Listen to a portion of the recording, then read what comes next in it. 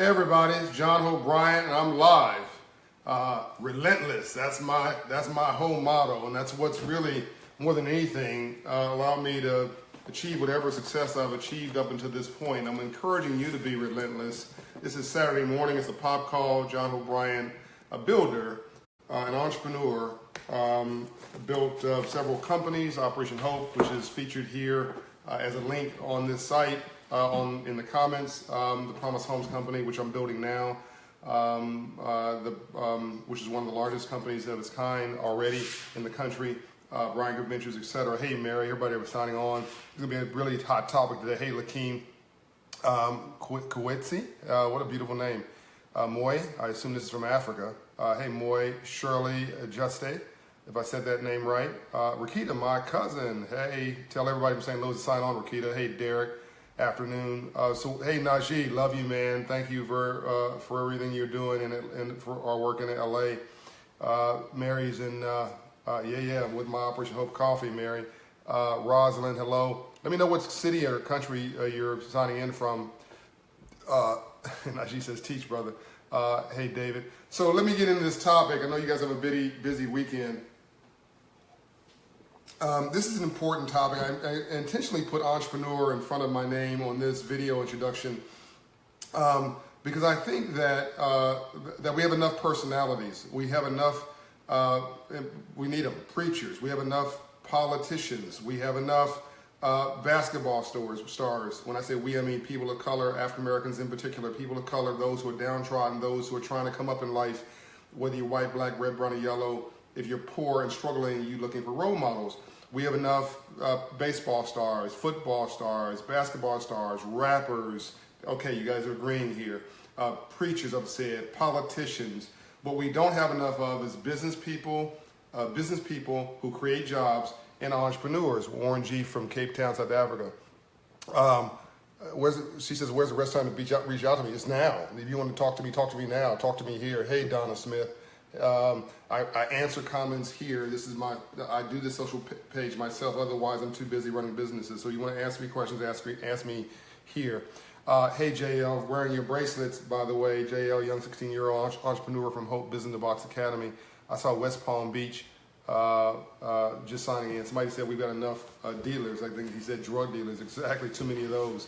So the reason I said entrepreneur is that my goal in 5 years is I want to walk down the street. I was with my family at dinner last night, and a guy was like, "Hey, you're the guy who writes books." And yeah, again, that's cool. And there's not enough people of color who author books. But I want to be known in 5 years. A little kid says, "Hey, mommy, mommy, mommy." That's an entrepreneur. That's John Hope Bryant. He's a businessman, an entrepreneur, and a philanthropist. Words that I never understood when I was growing up as a kid. Words I never really comprehended.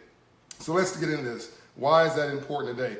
Because on my page, I put something on Monique, the comedian, around a tax bill she owes, and some folks had some issues with what I said. It's not a big deal. I mean, everybody is welcome to their opinion, and it's cool. As long as you're respectful, you can disagree with me voraciously and still put it on my page. That's more than fine. But I don't think that they get like my role. They're like, oh, don't debase her, and she's got a great husband, and she's the lady trying to come up. Why are you jamming her up? And I think you don't understand my role. And I don't think you understand what I'm trying to do for you. And I don't think you understand why you're not succeeding. So let me break this down for you. Riegno, where is this? What do you mean, where is this? Where am I broadcasting from? At my office. Okay, you're wondering where is this location. So I'm an entrepreneur. I'm not a politician. I'm not a civil rights leader. I'm not your pastor. I'm not a preacher. I'm not trying to be something I'm not. I'm an entrepreneur and a businessman, and I'm just sharing my knowledge and my expertise with you in hopes that it can help you live your life. That's it, period. I have no agenda in founding Operation Hope, Global Dignity, Promise Homes, Bryant Group Ventures, Hope Corps, Hope Inside, Hope Coalition America, all the stuff that we've done. Hope Global Forums, which is our meeting in the next month. It's about uplift. There's no more agenda, right? It's about uplift and uplifting you, and hopefully that's enough. All right, now let's talk about what kind of uplift. Civil rights. That's right, Vincent. So one of the things that gets me is that we just never got the memo. I keep going over this over and over again. We never got the memo on money and how it works. And so we're shooting ourselves in the foot. We're breaking our face against somebody else's fist. We're fighting the wrong battle in the wrong way. And one problem is that we're fighting at all. We shouldn't be fighting. We shouldn't be trying to win the battle. We should be trying to win the war. My office, Reigno, it's on the website, operationhope.org. My office is easy to find. It's downtown Atlanta. I have offices all around the country. Easy to find me. Go to operationhope.org, okay? Go see one of my people. Don't show up at my office physically. I'm not there. Go see one of my people, and they can help you change your life. So, so this thing with Monique, let me be clear. I think Monique's a brilliant talent. I've said this before. She is a brilliant comedian. I would buy a ticket to go see her perform. Okay, we're clear. I'm not jamming her up. This is not personal to me, right? I think she's brilliant. I just think that she's not acting like a very good businesswoman for her own brand. That's my point. And the taxes that I've owned property, I've owned income tax. I owe income tax now, and I'm on a plan. You know, I'm always on a plan to pay the IRS. They're my unintentional partner in everything I do. And you better pay the IRS. I'm gonna do a whole other video on the Operation Hope page today. If you don't pay the IRS, then you'll be paying a visit to jail because you can actually go to jail for not paying your taxes. And a lot of entertainers don't pay their taxes. I don't know what it is, but there's a lot of creative people who make a lot of money end up going broke because they don't pay their taxes. And this was not me hitting her up or jamming her up. This is public information. Showed up on an article. I think it was TMZ. Yeah, I watch everything from the New York Times, the Wall Street Journal to TMZ. And I simply reposted and said, not paying 3 years worth of taxes or more and having a $500,000 balance from the IRS, and when they're chasing you, that's not a good look. And you've got to get that under control. So I'm not jamming her up. It's public information. She's a public figure. What she was jamming up on the other side of this coin was Netflix jamming them up about not paying her more. I also argue that that's not the way to build relationship capital. It's not the way to get your problem solved. It's not the way to get Netflix to love you or respect you. It's not the way to get other corporations who are watching how you negotiate with Netflix to figure out whether they want to be bothered with you or not, or whether you're an also-ran and you're paying the rear end, they're going to find somebody else from a new generation to replace you. Hey, Yolanda. That's right. The business and personal are two different things. So I'm saying that business is not personal. That's what I'm saying. Business is not personal. Stop taking it personal. Hey, Edwin Austin, stop taking business personal. Stop taking things that are business based personal. So she owes taxes. I owe taxes. Look, I owed I think I was 21. I started a business and I was running 1,000,000 miles an hour, and I didn't file tax returns for like 5 years. And luckily my tax accountant at that time, somebody got a hold of me, John, I don't care how smart you are, you got to stop and file all your tax returns, or everything you're trying to do is going to be destroyed. The IRS will come after you, and the penalties will kill you. It'll never be able to catch up, because the penalties are like double-digit percentage rates. I'd rather owe the money to my mother than the federal government and the IRS. And so luckily I listened to him, and I went and filed my taxes and got it under control and got on a payment plan. It took me 4 years to pay that back little by little every month. See, my life's not always been whatever you think it is. I have hustled my whole life, and I've had tough times. So I'm giving you advice from my own perspective. And little things, you can manage it when it's small, but when it starts getting into big numbers, it's really hard to get your hands around it, right? That's right. I can like you but not want to do business with you, Yolanda says. In fact, I'd rather you respect me and learn to like me than like me and never respect me. Can you repeat that? I'd rather you respect me and learn to like me than like me and never respect me. All right, so I've started this out by saying, basically, don't get emotional about your money. Whenever you get emotional, you're going to make a bad decision. I guarantee you, if you co-sign on a loan because you love your cousin, but your cousin has a 300 credit score, let me tell you something. You're not going to get your money back. I think there's a debate going on between Heather and Jason. I'm not sure what it is, but I'll read the comments later. You're not going to get your money back from your cousin in this example, and your relationship with your cousin is going to go down the tubes. I'm going to repeat this. I love it when people are talking to each other on the comment section, creating relationships. When you co-sign for your cousin and your cousin's credit score is 300, but you co-sign because you love your cousin's not going to pay you back. Because if the person, now I'm not making a moral statement. I'm not jamming your cousin up in this example. I'm saying somebody with a 300 or 400 credit score has a record of not paying their bills. Do you understand that?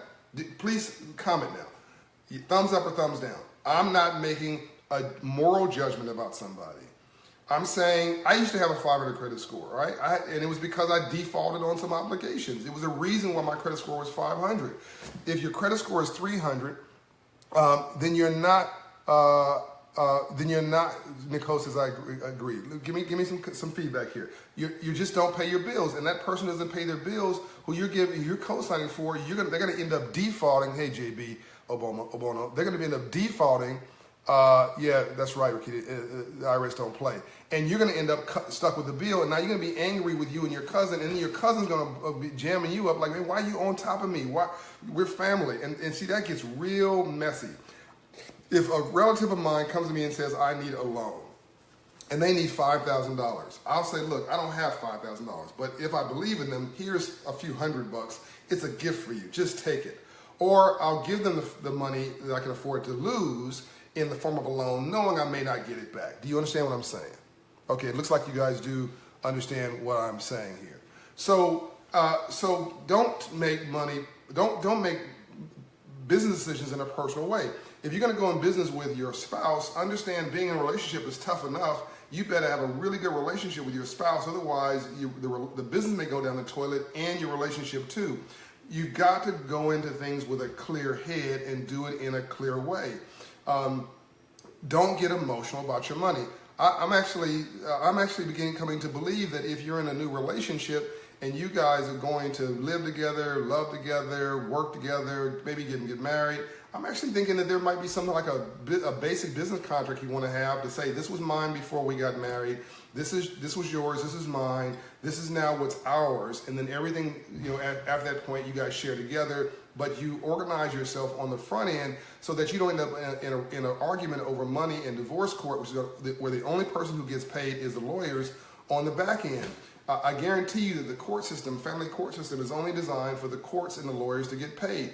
That's it. The divorce is about lawyers, clerks, judges, and big buildings called courthouses sustaining itself because people like you and me get in emotional arguments about money, and we take it into a courthouse versus mediating in advance or acting like rational, loving individuals. And the lawyers want that to go on for as long as possible because that's billable hours. And the longer you argue, the more they get paid. That's why homeless people don't end up in divorce court. They just, because there's nothing to fight over. There's no money to fight over. So you just say, hey, it didn't work out, and you go to your separate ways. Poor people don't end up in long, protracted divorce court because it costs money. Only people with resources end up arguing over the money. So divorce is an example. Loaning money to your family is an example. This conversation about Monique is a complete distraction on what the real point is. I'm not trying to hurt Monique. I'm trying to help Monique. Monique's the comedian, if you don't know what I'm talking about. That I don't know her. She's not a personal friend. And if she was a personal friend, I would talk to her personally. But I might still use it as an example of mistakes that a public figure made. When you put yourself in a public space, look, if I owe taxes and you guys saw that I defaulted on taxes, it ended up on TMZ, then I deserve for that to be, I'm fair game. Fine, bring that out in the public eye. And I will say, yeah, if I owed the taxes, yeah, I defaulted on that or I didn't pay it, I'm going to pay, whatever my plan is. Or I might have said, there have been situations where I didn't even realize I owed something because it fell through the cracks. Somehow it came to my attention. I'm like, thank God you brought it to my attention so I can resolve it. So I'm not jamming her up, and don't take this. It has nothing to do with whether she's got a good husband, a good whatever. All that. That's irrelevant. That's between her and her man. About whether you like her or not. She's a businesswoman. It's show business. You get that? Entertainment is a business. Music is a business. Sports are a business. Please tell me you understand what I'm saying. And so on the front end, on the income producing side, the wealth producing side, okay, it looks like you do understand that. She's jamming up Netflix, or was, and has this whole campaign to humiliate and to bring to the knees supposedly Netflix and to protest them. Now, if life's all about relationship capital, what do you think they're saying about her behind her back? What do you think these corporate executives in entertainment are saying about Monique behind her back? Are they rolling their eyes and saying, I'll never do business with her again? Are they saying, this is fantastic that she's protesting us and humiliating us in public, can't wait to get her under a new contract? Is she achieving her objective? This is just a very simple question. If life is long and is more than a social media feed or a moment, the people who she's humiliating and careers that she's hurting and people who she's calling out, are they more inclined or less inclined to do business with her? Yes or no? This is not complicated. How complicated Slimes went to jail? Joseph Powell said, income tax evasion. He didn't pay his taxes for, I think it was as much as a decade. People got this strange idea about the tax man. I'm not paying the tax man. Wait a minute. I sort of like that I'm paying the tax man because that means I'm making money. See, it's just how you, depends how you're looking at life. Like, you're getting upset about something. If you're not making any money, you're not building wealth, you don't owe any taxes. If you're building wealth, and I think, what does Africa need? Africa doesn't need more aid, it needs more trade. It needs more taxpayers. What's the problem in South Africa? South Africa has 55 million people and 5 million taxpayers. So if you're the people paying the 5 million people paying the taxes, you're resentful and you feel like the rest of the country is on your back. So do you love seeing people hanging around on porches and doing nothing? No, it upsets you. You resent the fact that you're working your tail off, and for whatever good reason they may have, and maybe the racism, discrimination that keeping them from getting a job, point is you feel like you're carrying them on your back. Conversely, if you're 50 million people, when you see who are not working and not owning a business and not participating in the system, and you see these 5 million people that you think are fat cats, now you resent those people and you want to take what they've got, and that's why crime is through the roof in South Africa, and people have individual security teams for their home. That's the case in South Africa. Everybody has their own individual compound if you have any money, and you have basically a private security team, including a little, it's like going to visit a governor or something when you go visit somebody's house in South Africa who has any money, because they have a little security booth in front of their house, security person that stays there 24 hours a day, security system around the house with cameras, and people who actually tour the house. I mean, it's like a big deal in South Africa. Crime's really bad, not just there. In Venezuela, people have entire security teams, like they're rolling like they're a U.S. senator or the vice president of the United States because they're afraid somebody's going to kidnap their husband, wife, or daughter for money. So when poverty gets really bad, it trumps race, because really this is about people's ability to take care of their families and their livelihoods, and people will do whatever they have to in order to take care of their family, right? So we have to start understanding that we never got the memo on money. Where's the book at? We never got the memo on financial literacy and free enterprise. Hold on.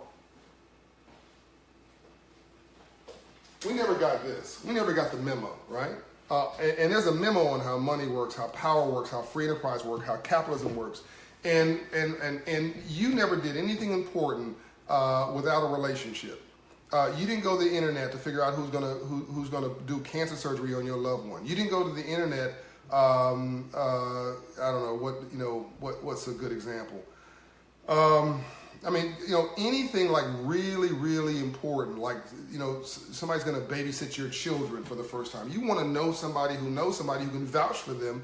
You're not just going to go and say, well, let me just get the at least if you're smart, the take care of my baby service that you got no personal connection to. So if you think about your life, and probably even how you got to me, somebody probably recommended, hey, check out this guy, John O'Brien, right? And then you went and checked me out because somebody that you respect vouched for me. That's how life works. So if you're Monique and you're in the entertainment business, again, I'm not jamming her up. She's a public figure. This is a public fight. She invited it by talking about a protest. I'm just simply commenting on what she invited, which was a debate about Netflix. And I'm saying, well, let's have a debate about your strategy, right? Is this winning battles and losing wars? Are you rearranging the deck chairs on the Titanic? Are you actually succeeding in your stated goal, or are you shooting yourself in the foot? Are you using your face to knock up against somebody's fist? This is a question. This is a legitimate question, right? If life's about relationships, and you're an entertainer who cashes checks, not writes checks most of the time, you're cashing checks that come from somebody else, and there's a corporate elite of people who talk to each other, go to lunch with each other, go to parties with each other, who know each other, and you are now pissing on one of those corporate elites and saying that they're horrible people and they're not paying you enough or whatever, and you're trying to publicly call for a protest, just tell me something. You now work for Netflix. You're the president of Netflix. You're the vice president for programming for Netflix.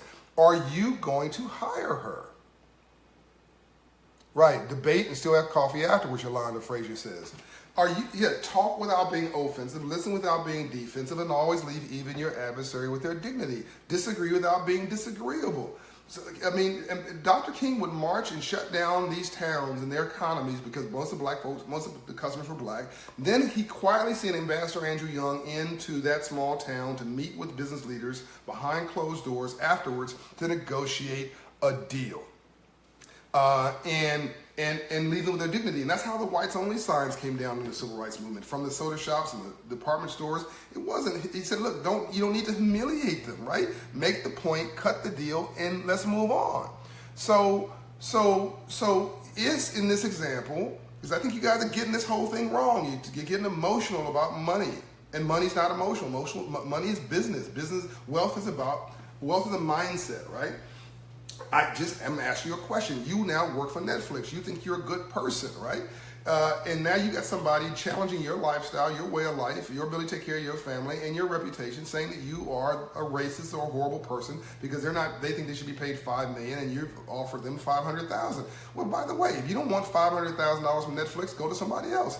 If you think if Netflix is not paying you enough, then take your deal to HBO. Take your deal to what's the other networks? I mean, Hulu and whatever, Black Enterprise, BET. If you so bad and your product is worth so much, and you can prove that you bring in revenue that would sustain, that would justify $1 million paycheck, take your business someplace else. Why jam up Netflix, and why create a situation where now you have a reputation of being a difficult person?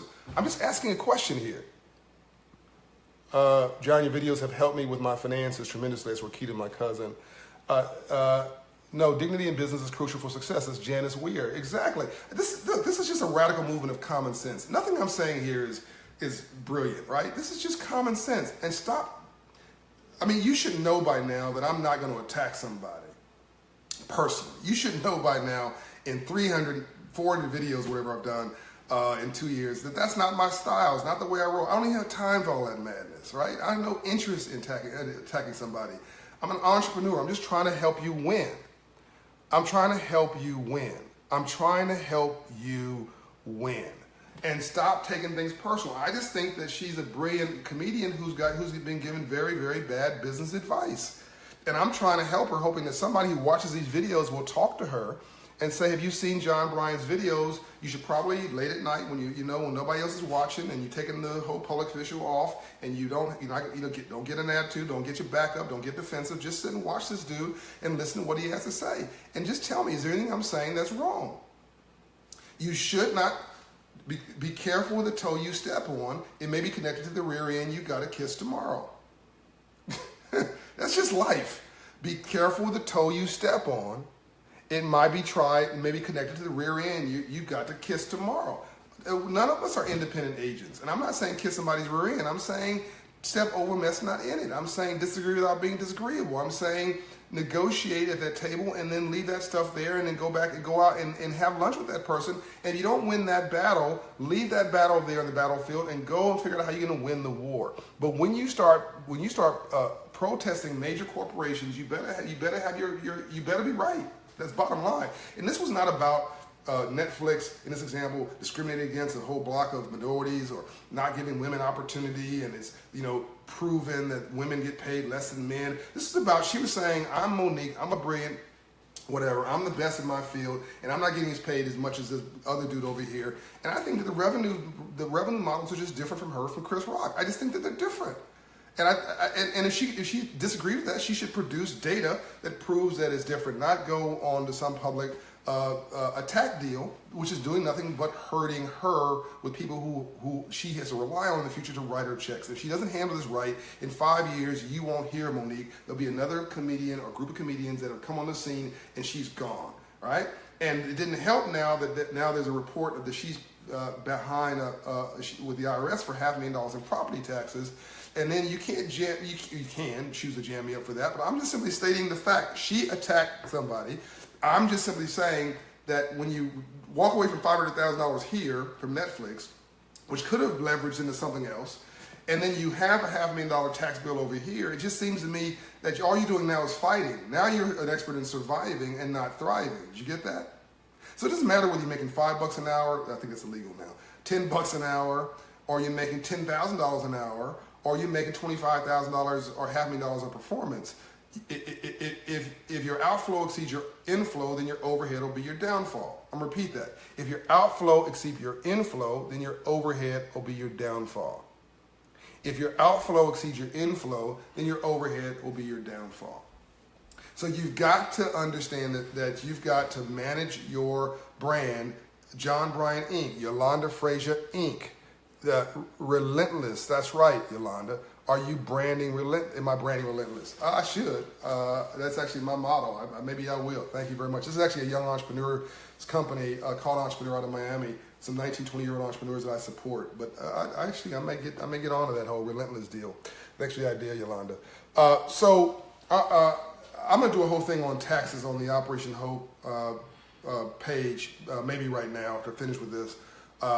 That's really focused on taxation and its role in society, and the good news and bad news, and what my opinion is about it. But understand, when I'm putting something on my page, I'm speaking as an entrepreneur. I'm not speaking as a preacher, as a civil rights leader, as a moralist. I'm not saying I don't like somebody, blah, blah, blah, blah, blah. It's not personal. I'm saying we never got the memo, right? Stop taking this stuff personal. And by the way, let's assume you don't like everything I'm saying. Let's assume that you got a problem with everything. There's a brother who approached me. I was giving a speech in St. Louis with Tashara Jones, city treasurer there. And he said he's now a fan, but when he first started watching me, he didn't like me. And he finally realized it was just too much truth. It was just too much in my face, he said. You're talking, you just, everything, if I accepted everything you said, then I've got to then accept that what I'm doing is wrong, he said, and that I'm on the wrong path about a lot of things in my life. And I didn't want to, he said, I didn't want to accept that, so it was easier for me to reject you, he said, than to accept your truth about the choices in my life. And all I'm saying is that if you got a better strategy, show it to me. If you know, in other words, if we have 30 years of black and brown celebrities who will keep losing everything they have, because the manager stole their money, because they spent it on bling, or because the IRS took them down, don't you think we might want to look at a change in strategy and stop being like having some personal moral attack on the IRS? The IRS is not going anywhere. Like you're going to do a personal attack on the IRS? Come on now, they aren't going anywhere. And if you don't pay them, you're not succeeding in anything. You're not winning anything. They're going to take you down. Right? They're going to put you in jail. They're going to rob you of all your wealth, and now you work your whole career for what? I mean, it's emotional. Why go toe to toe with the Internal Revenue Service, which has been around since right after the Great Depression? I'm sorry, before that. In other words, you can't have a system without taxation. No system in the world works without taxation. Maybe I'm going to do a whole thing on taxation. But it just doesn't make any sense to go as an individual to go head to head. Now I challenge individual things with the IRS. I challenge, hey, this is incorrect. I think that I shouldn't be paying this, and so on and so forth. But that's operating from the shoulders up, not the shoulders down. I'm not fighting them with my body. I'm not going to put myself in chains and chain myself to the doors of the IRS in Washington, D.C. I'm not going to go to jail or refuse to say this is fiat money and I'm not going to pay. No, wait a minute. I wasn't arguing when I was making the money. But I don't want to pay for my fair share of the police protection. I want to pay for my fair share, and we can argue about whether policing are protecting you or not. But by the way, it's easy to argue once you paid your taxes, you vote, and you can decide to vote people in or out of office that are representing your interests. This is all tied together.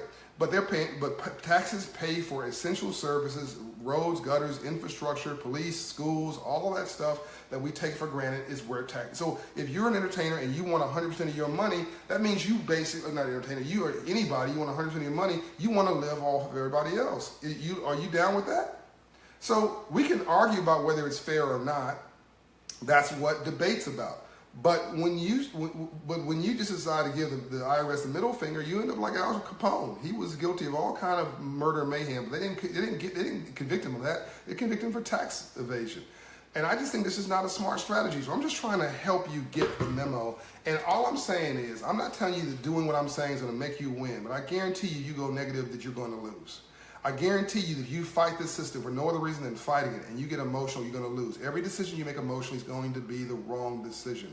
So if you don't like my strategy, pick another one. But pick a strategy, pick a plan, write it down, stick to it, and follow through with it. And the one that works for me, from nothing, from Compton, California, homeless 6 months of my life, when I had a 500 credit score and I owed money to the IRS, and everything was against me, but I just stayed focused on building,